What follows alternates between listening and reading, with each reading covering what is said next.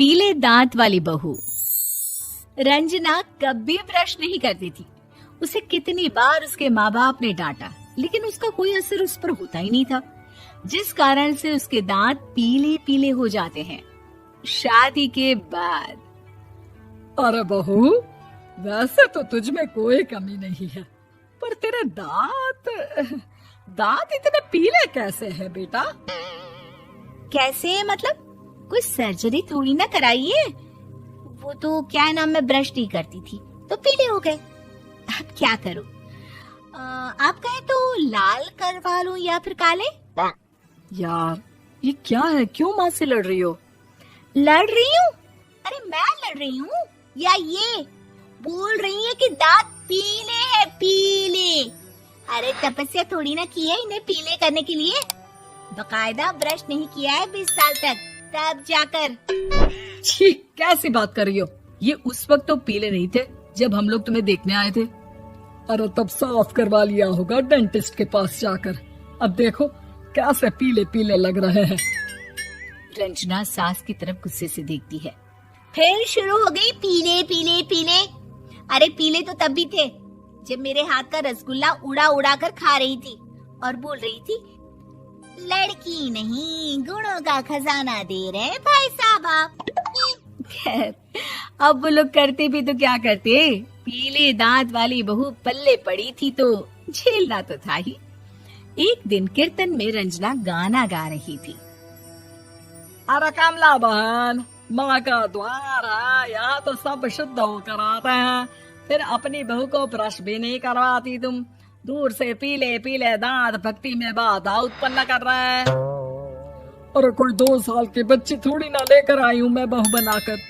अच्छी खासी लड़की है, अरे कैसे करवाऊं ब्रश? ये तो उसे खुद करना चाहिए ना। अब माँ बाप तो इसके जैसे तैसे निपटा दिए, ये नहीं सोचा कि सास कैसे संभालेगी। सास बहू को लेकर घर आ जाती है, लेकिन सोच लेती है कि अब इसे लेकर कहीं नहीं जाएगी। अगले रोज बहू कहती है, अरे क्या हो गया, मंदिर नहीं जाना क्या? कीर्तन का वक्त हो रहा है। मेरी मधुर वाणी से कान्हा जी जागते हैं और सोते हैं। आप तो जानती है ना उनकी भक्ति में कितना मन लगता है मेरा। वो क्या है ना, तबीयत ठीक नहीं लग रही है मेरी, आराम करूंगी मैं। तबीयत ठीक नहीं लग रही? अभी तो मिथुन के गाने पर नाच रही थी आप, और अब बोल रही है कि तबीयत ठीक नहीं लग रही।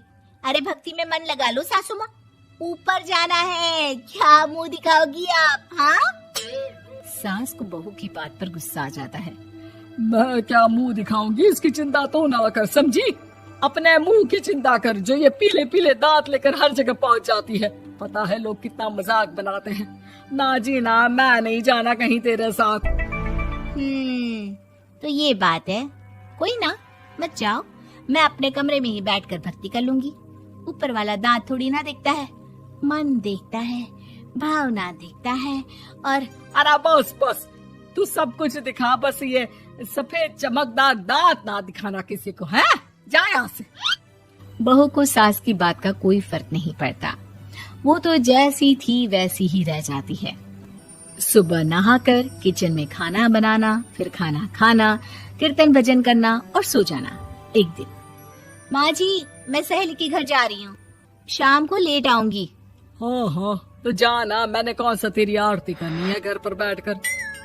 रंजना सहेली के घर जाती है, जहाँ वो पार्टी में जाने की तैयारी कर रही होती है। अरे शिखा, कहाँ जाने की तैयारी कर रही है? मैं गलत वक्त पर आ गई क्या? अरे नहीं यार, उल्टा सही वक्त पर आई है। मैंने ये साड़ी और ज्वेलरी निकाली है यार, शाम को इनके ऑफिस की एक पार्टी में जाना है। बताना कैसा लग रहा है ये सब? नहीं यार, इस ड्रेस के साथ तो वो वाली ज्वेलरी अच्छी लगेगी। हाँ हाँ सही बोल रही है, मैंने ध्यान ही नहीं दिया। वैसे तो हमेशा से मस्त फैशन सेंस रखती है। तो बड़ा जाती होगी ना पति के साथ पार्टी में। रंजना कुछ नहीं बोलती, बस सोचती है कि यार काश ये बात सही हो जाती, पर मैं क्यों नहीं जाती पार्टी में? क्या इन लोगों की कोई पार्टी होती नहीं होगी? रंजना घर आती है और रात में पति से सवाल करती है, एक बात बताइए, आप मुझे किसी पार्टी में क्यों नहीं ले जाते? क्या आपके यहाँ ऑफिस में पार्टी नहीं होती? पति बेचारा क्या कहता कि दांत पीले हैं तुम्हारे इसलिए। अरे कोई पार्टी होती नहीं हम लोगों के ऑफिस में, तो कहाँ से लेकर जाऊं? और मार्केट, मॉल, कहीं वीकेंड घूमना, कहीं तो। अरे यार सारे हफ्ते में एक छुट्टी मिलती है, तो सोचता हूँ कि आराम ही कर लूं। क्यों? रंजना मन मार के रह जाती है। पहले कभी सास के साथ मंदिर जाया करती थी, लेकिन वो भी सास ने ले जाना बंद कर दिया। घर बैठी बैठी रंजना बोर हो जाती है। तभी उसे आइडिया आता है और वो मायके जाने का सोचती है।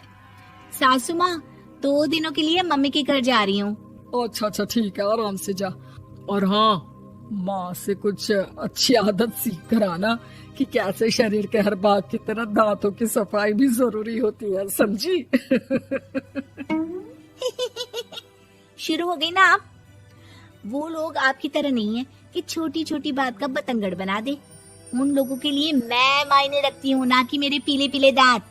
रंजना माँ को बिना बताए उन लोगों को सरप्राइज देती है, लेकिन जैसे ही वो दरवाजे पर पहुंचती है, अंदर देखती है कि घर वाले कहीं जा रहे होते हैं। अब माँ, काश रंजना दीदी के दांतों वाली प्रॉब्लम नहीं होती, तो वो भी हम लोगों के साथ चलती ना बुआ जी की बेटी की शादी में। हाँ बेटा, लेकिन अब उसे कौन समझाए कि उसको उसके पीले दांत नहीं दिखते, लेकिन उसके आसपास के लोगों को कितना एम्बैरेसिंग फील कराते हैं।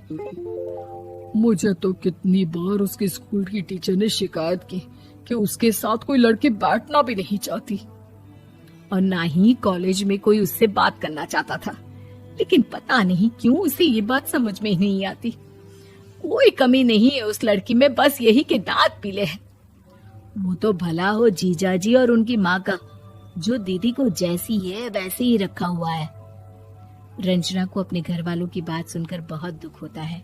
वो सोचती है कि वो क्या करे, लेकिन फिर वो सीधा डेंटिस्ट के पास जाती है, अपने दांत चमकाती है और कसम खाती है कि वो रोज ब्रश करेगी। अरे क्या हो गया? तुम तो 2 दिनों के लिए गई थी ना। पर कोई ना, अच्छा है, चलो आ गई तो। रंजना सास के सामने आकर खड़ी हो जाती है और पूरी स्माइल करती है, उसके चमकदार दांतों को दिखाती हुई। चले मंदिर। माँ, मुझे माफ कर दीजिए, मैंने आप लोगों को बहुत एम्बैरेसिंग फील करवाया। मैं आज से रोज ब्रश करूंगी।